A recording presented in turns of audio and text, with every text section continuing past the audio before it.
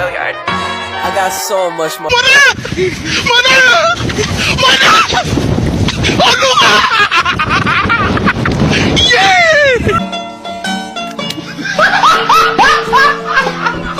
Are you ready, kids? Aye, aye, Captain! I can't hear you. Aye, aye, Captain! Oh!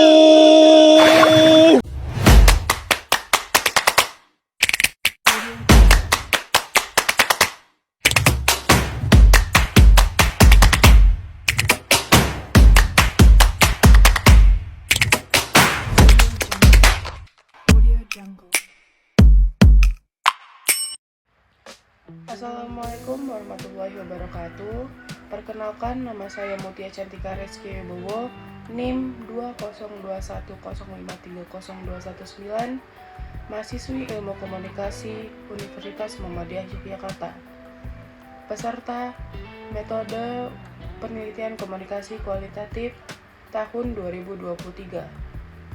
Pada video ini saya akan menjelaskan tentang analisis framing, analisis naratif, dan analisis semiotika. Yang pertama adalah analisis framing.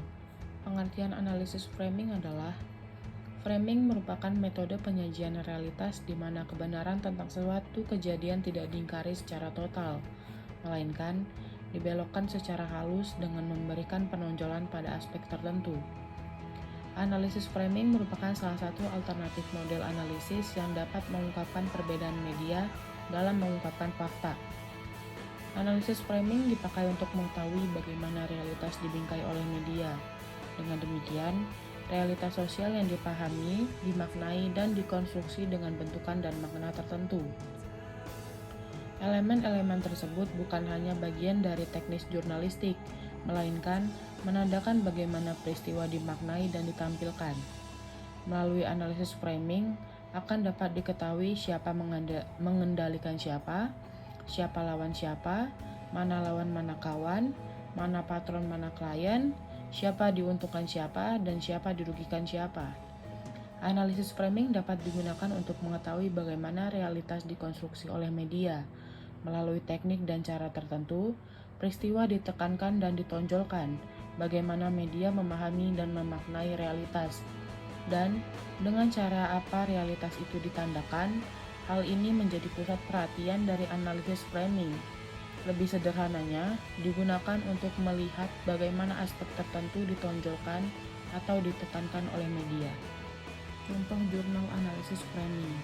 Analisis framing pemberitaan generasi milenial dan pemerintah terkait COVID-19 di media online.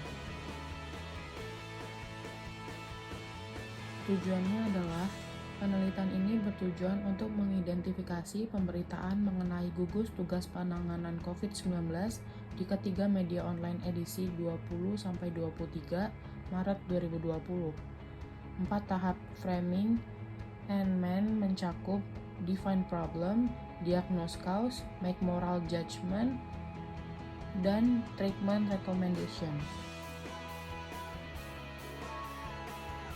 Metodenya adalah penelitian ini menggunakan metode analisis framing Robert N. Mann dengan pendekatan kualitatif.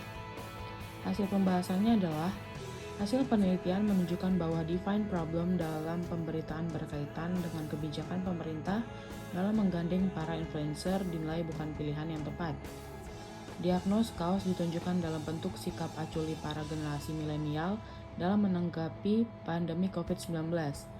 Make moral judgment dalam bentuk penegasan bahwa para influencer tidak dibayar dalam program ini sebagai bentuk kontribusi mereka kepada negara. Dan treatment recommendation yang ditawarkan adalah pemerintah membekali influencer pemahaman yang kuat terkait COVID-19 sebelum menjadi mediator penyampai pesan bagi milenial. Media online merupakan ruang publik yang dianggap penting sebagai rujukan dalam meningkatkan literasi informasi masyarakat, sehingga pemberitaannya diharapkan bisa objektif dan mendidik. Yang kedua adalah analisis naratif. Pengertian analisis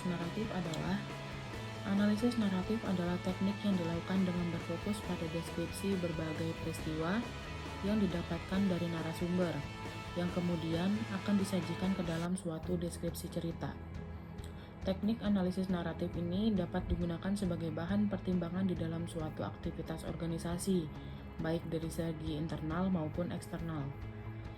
Analisis naratif ialah bagian dari kritik sastra yang melakukan pendekatan terhadap teks dengan menggunakan kategori-kategori struktur penyusun suatu kisah. Plot, narator, tokoh, pembaca, sudut pandang, waktu, dan tempat. Analisis ini memusatkan perhatian kepada teks secara keseluruhan untuk menguak dunia kisah yang disajikan pengarang sebagai suatu makna permukaan atau surface meaning. Contoh jurnal analisis naratif. Analisis naratif kebijakan ganja medis di Indonesia. Tujuannya adalah artikel ini bertujuan untuk mengetahui narasi yang dibangun oleh pemerintah terkait dengan kebijakan ganja medis di Indonesia, menganalisis hambatan dari narasi kebijakan ganja medis, dan merumuskan alternatif strategi yang dapat dilakukan oleh pemerintah untuk menguatkan kebijakan ganja medis di Indonesia. Kemudian adalah metode. Penelitian ini menggunakan analisis naratif kebijakan atau naratif policy analysis atau NPA untuk menganalisis disparitas naratif dari kebijakan pemerintah tentang ganja medis dan menentukan bentuk naratifnya seperti tingkat analisis, setting, karakter, plot, dan moral dari narasi kebijakan. Selanjutnya yaitu adalah hasil pembahasan.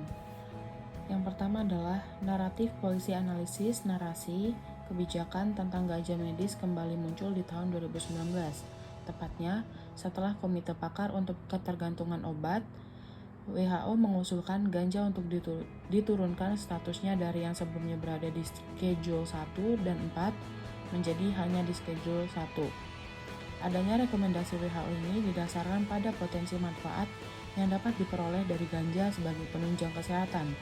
Kemudian, untuk mensahkannya, rekomendasi tersebut oleh PBB selanjutnya akan dilakukan oleh voting. Berdasarkan data yang dihimpun oleh Badan Narkotika Nasional di tahun 2019, ganja merupakan jenis narkotika yang paling banyak disalahgunakan di Indonesia sepanjang tahun 2018, dan mahasiswa menjadi kelompok yang paling banyak menyalahgunakan. Kemudian, hasil survei BNN di tahun 2020 menunjukkan bahwa ganja kembali menjadi jenis narkotika yang paling banyak disalahgunakan selama 1 tahun terakhir, yakni 55,5%, dan penyalahguna terbanyak adalah masyarakat yang berusia produktif antara 35-44 tahun. BNN ingin menegaskan bahwa pemerintah tetap melarang penggunaan ganja yang sudah diatur dalam Undang-Undang Nomor 35 Tahun 2009 tentang narkotika. Dalam hal ini, ganja dikategorikan sebagai narkotika golongan 1. Segala jenis narkotika yang masuk dalam golongan 1 adalah narkotika yang berpotensi tinggi, membuat seseorang ketergantungan sehingga penggunaannya hanya dapat untuk pengembangan ilmu pengetahuan dan tidak digunakan untuk kepentingan medis. Namun, tidak semua aktor di luar pemerintah menentang kebijakan larangan penggunaan ganja medis. Terdapat juga kelompok masyarakat seperti Granat yang mendukung kebijakan pemerintah tersebut. Menurutnya, ganja dapat menghancurkan generasi muda. Yang kedua adalah kontra narasi kebijakan ganja medis bersumber dari Humas BNN. Kebijakan pemerintah yang menolak rekomendasi dari ECDD WHO tentang pemanfaatan ganja untuk kepentingan medis memiliki beberapa alasan yang mendasari, antara lain bahwa dari hasil penelitian kandungan ganja yang ada di Indonesia memiliki THC atau kandungan dalam tanaman ganja yang sangat berbahaya karena bersifat psikoaktif yang tinggi, yaitu 18% dibanding dengan CBD yang hanya sebesar 1%. Alasan berikutnya adalah ganja yang dijadikan terapi pengobatan adalah ganja dari hasil budidaya rekayasa genetik yang dapat menghasilkan kandungan CBD tinggi dan kandungan THC rendah. Kemudian, alasan terakhir yaitu resiko penyalahgunaan ganja akan semakin besar jika ganja medis dilegalkan. Yang ketiga adalah analisis metanarasi. Analisis metanarasi bertujuan untuk memetakan narasi utama yang dibangun oleh pemerintah terkait kebijakan ganja medis di Indonesia, serta narasi kontra yang dibangun oleh kelompok masyarakat yang menghendaki dapat dimanfaatkan ganja sebagai bagian dari pengobatan. Selain itu, analisis metanarasi juga digunakan untuk mengetahui sebab perbedaan dari kedua narasi yang terbentuk di masyarakat. Munculnya kontranarasi dalam kebijakan publik adalah hal biasa sebagai respon atas kekhawatiran pihak-pihak terdampak atau mereka yang merasa tidak dilibatkan dalam proses kebijakan. Munculnya resistensi terhadap kebijakan publik menunjukkan adanya perhatian dari kelompok masyarakat yang kritis terhadap kondisi ideal. Namun, yang terakhir adalah rekomendasi strategi penguatan narasi kebijakan ganja medis. Beberapa narasi kebijakan yang dibentuk oleh pemerintah adalah ganja hanya bersifat simptomatik, bukan menyembuhkan suatu penyakit atau gejala penyakit. Pengguna ganja medis hanya ingin menikmati efek euforia dan halusinasinya. Ganja dapat mengakibatkan adiksi yang berdampak pada meningkatnya biaya perawatan atau rehabilitasi. Serta, ganja yang ada di Indonesia memiliki kandungan THC yang lebih besar daripada kandungan CBD-nya, sehingga dampak buruk yang dihasilkan lebih besar daripada manfaatnya. Analisis semiotika. Pengertian analisis semiotika. Semiotika adalah ilmu tentang tanda. Istilah ini diambil dari kata Yunani semeion yang berarti tanda. Tanda ada di mana-mana, bisa berupa kata, gambar, bunyi, struktur karya sastra, struktur film, struktur musik, dan sebagainya. Semiotik juga merupakan suatu ilmu yang mengkaji gejala kebudayaan dengan memahami makna tanda-tanda kehidupan. Semiotik sering digunakan sebagai sebuah pendekatan dalam analisis teks, baik verbal maupun non-verbal. Menurut Ferdinand de Saussure, menyatakan bahwa semiologi adalah ilmu tentang tanda-tanda. Sebagai sebuah ilmu, semiologi selalu dihubungkan dengan kata semiosis, yaitu sebuah istilah yang digunakan dalam semiotika untuk merancang produksi dan interpretasi sebuah tanda. Sedangkan menurut Roland Barthes adalah menyatakan bahwa semiologi adalah tujuan untuk mengambil berbagai sistem tanda seperti substansi dan batasan, gambar-gambar, berbagai macam gestur, berbagai suara musik, serta berbagai objek yang menyatu dalam sistem of significance.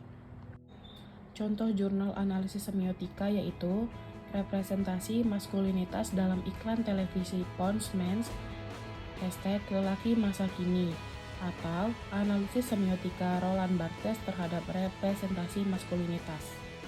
Tujuannya adalah penelitian ini bertujuan untuk mengetahui makna denotasi, konotasi, serta mitos atau ideologi dalam iklan televisi Pons Mens yang mempresentasikan maskulinitas dengan edisi #lelaki masa kini.